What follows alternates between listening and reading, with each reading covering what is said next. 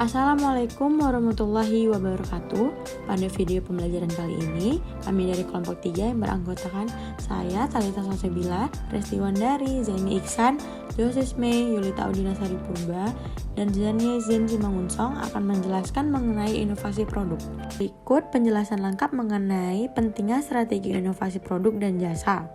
Produk merupakan hasil dari pengembangan produk baru oleh suatu perusahaan atau industri, baik yang sudah ada maupun belum ada. Produk lama diperlukan sebuah inovasi untuk mengganti produk lama tersebut. Produk pengganti yang lebih secara totalnya baru dan dengan pengembangan produk lama yang lebih modern dan up to date. Yang tertera pada gambar ini, pengembangan produk sangat penting untuk keberlangsungan bisnis, terutama dalam bentuk loyalitas pelanggan.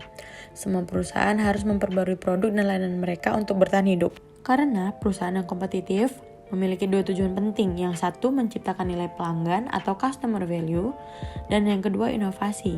Inovasi dapat berasal dari keinginan konsumen atau suatu produk yang memenuhi kebutuhan, atau bisa juga melalui suatu teknologi yang menciptakan atau mengembangkan produk baru yang kemudian diperkenalkan ke pasar atau teknologi push. Berikut adalah salah satu kerangka yang paling baik dalam melaksanakan inovasi produk dengan menggunakan 7 dimensi dari Barzak and Khan tahun 2007 sebagai berikut. Kemudian ada peran pemasaran atau marketing dalam inovasi produk. Marketing memiliki peran yang penting dalam keberhasilan dari inovasi produk. Tanpa pemasaran yang baik, inovasi produk pun akan menjadi usaha yang sia-sia, bahkan merugikan bagi perusahaan untuk biaya yang telah dikeluarkan untuk menginovasi suatu produk tersebut. Peluncuran produk baru dan performanya. Baru yang sukses sangat penting bagi banyak perusahaan, karena produk inovasi penting dalam membantu perusahaan untuk beradaptasi dengan perubahan di pasar, teknologi, dan persaingan. Dengan teknologi yang tinggi, menjadi yang pertama untuk meluncurkan suatu produk baru dapat membawa manfaat yang sangat signifikan, seperti pangsa pasar yang lebih besar dan harga yang lebih premium. Jika keterlambatan pengenalan produk baru dapat menyebabkan hilangnya pangsa pasar atau bahkan lebih parah lagi kehilangannya penjualan atau lost sales. Para konsumen khususnya harus mengetahui tentang bagaimana asal mula sebuah produk baru tersebut. Dari bagaimana munculnya ide produk baru, penelitian untuk pengembangan, kesesuaian pada konsumen, sampai penelitian tentang bagaimana cara pemasaran yang baik. Sehingga pesan yang ingin diberikan oleh produk tersebut sampai pada konsumen. Nah, ada 2 contoh kasus mengenai inovasi produk. Yang pertama dari Samsung dan yang kedua Lego. Pertama akan dijelaskan mengenai Samsung. Sejarah singkat Samsung didirikan oleh Lee Byung-chul pada tanggal 1 Maret 1938 di Daegu, Korea. Pada awalnya, Samsung hanya berfokus pada perdagangan ekspor yang menjual ikan kering di Korea, sayur, dan buah ke Manchuria dan Beijing. Selama lebih dari 1 dekade, Samsung hanya ingin memiliki pabrik tepung terigu dan mesin konfeksioneri sendiri. Pada tahun 1970, Samsung mulai melakukan diversifikasi industri dan elektronika. Berlanjut pada tahun 1980, Samsung memulai memasuki pasar global. Pada tahun 1990, Samsung mulai bersaing dalam mengubah dunia teknologi yang merupakan tantangan yang sangat luar biasa di bidang teknologi. Pada tahun 1997 hingga tahun 1999, Samsung mulai menyongsong era digital. Pada tahun 2000, Samsung merintis zaman digital. Zaman digital telah membawa perubahan revolusioner dan sekaligus peluang pada bisnis global. Dan Samsung menjawabnya dengan berbagai teknologi canggih dan produk yang kompetitif dan inovasi yang terus-menerus tiada hentinya. Pada tahun 2005 hingga saat ini, Samsung diakui oleh seluruh dunia dan memprakarsai era digital. Visi misi Samsung yakni Inspire the World, Create the Future. Visi ini akan berlangsung hingga tahun 2020. Adapun misi yang dimiliki Samsung yakni untuk menginspirasi dunia dengan teknologi, produk, dan desain inovatif yang melengkapi kehidupan manusia dan berperan terhadap masa depan yang bertanggung jawab dan berkelanjutan secara sosial. Ada 3 jenis produk yang diproduksi oleh Samsung. Yang pertama, elektronik konsumen. Terdapat 4 macam, yaitu yang pertama, bisnis tampilan, yang merupakan smart TV. Yang kedua, bisnis peralatan digital, yang terutama untuk inovasi rumah tangga yang dilengkapi dengan teknologi premium dan desain harmonis. Yang ketiga, bisnis solusi cetak, yang menyediakan jawaban dari permasalahan percetakan yang berbasis teknologi kelas 1. Yang keempat, Bisnis peralatan kesehatan dan medis yang merupakan pengembangan peralatan baru dan canggih guna mempercepat dan memperakurat perawatan medis. Produk yang kedua, TI dan komunikasi seluler. Terdapat 3 macam produk, yaitu yang pertama, bisnis komunikasi seluler yang berfokus pada inovasi yang mudah dimengerti orang lain dan selalu berusaha meningkatkan nilai dan kepraktisan bagi konsumen. Yang kedua, bisnis jaringan yang menyediakan solusi dan infrastruktur untuk jaringan generasi masa depan dengan teknologi serta pengalaman sukses. Yang ketiga, bisnis pencitraan digital yang menyediakan kamera yang smart inovatif yang akan menentukan tren. Produk yang ketiga adalah solusi perangkat. Terdapat 3 macam produk solusi perangkat, yaitu yang pertama, bisnis memori yang membuat dunia data lebih mudah dengan memori yang canggih, ramah lingkungan, dan memiliki kinerja terbaik di dunia. Yang kedua, bisnis LSI System yang saat ini memimpin inovasi dalam perangkat elektronik yang kompetitif dan menjadi pelopor dari teknologi proses. Yang ketiga, bisnis LED yang merupakan keunggulan teknologi masa depan yang kontinu, ramah lingkungan, dan memimpin sumber cahaya pada industri LED. Pada permasalahan ini, Samsung benar-benar membuat inovasi produk dengan produk yang baru.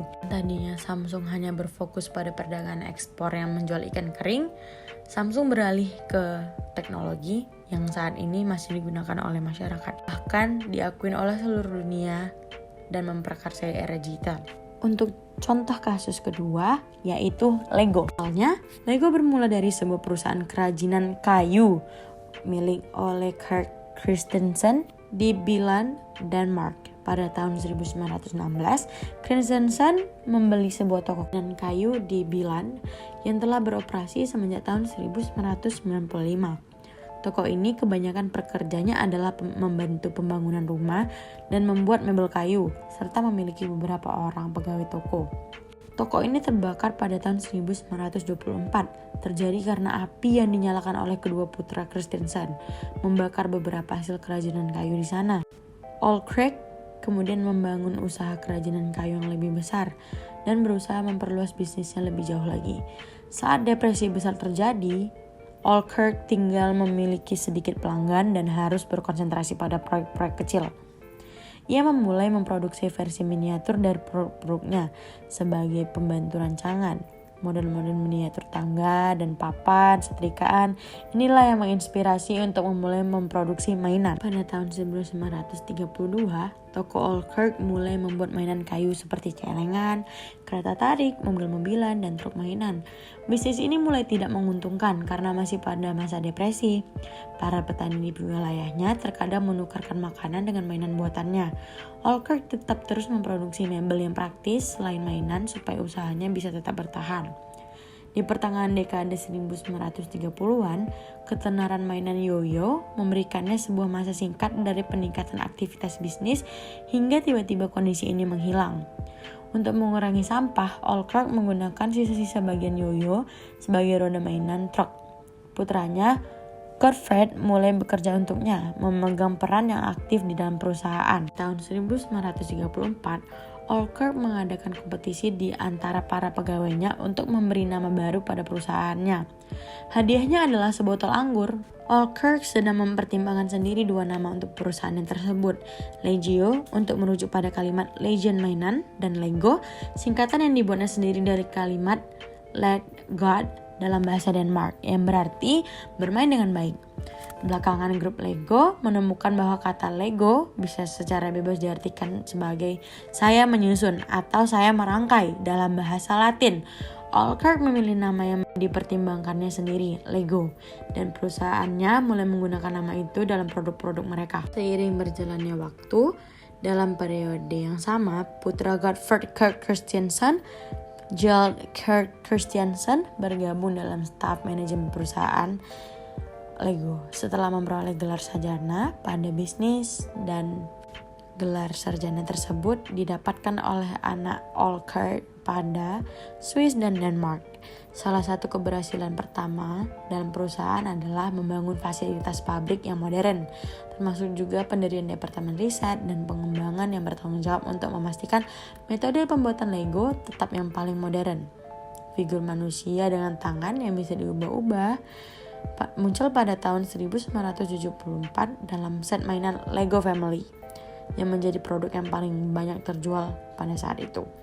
Pada tahun yang sama, sebuah versi awal dari figur mini manusia miniatur Lego diperkenalkan. Namun, figur miniatur ini tanpa tangan yang bisa diubah-ubah posisinya dan wajahnya tidak dilukiskan. Sama seperti Samsung, Lego juga membuat inovasi produk yang tadinya merupakan perusahaan mebel menjadi perusahaan mainan. Kesimpulan, agar produk yang dihasilkan dapat diterima oleh pasar dan dapat dibedakan dengan pesaingnya, maka produsen harus melakukan strategi inovasi dengan harapan dapat menghasilkan produk yang mempunyai nilai lebih tinggi, sehingga menciptakan keunggulan bersaing yang lebih tinggi pula.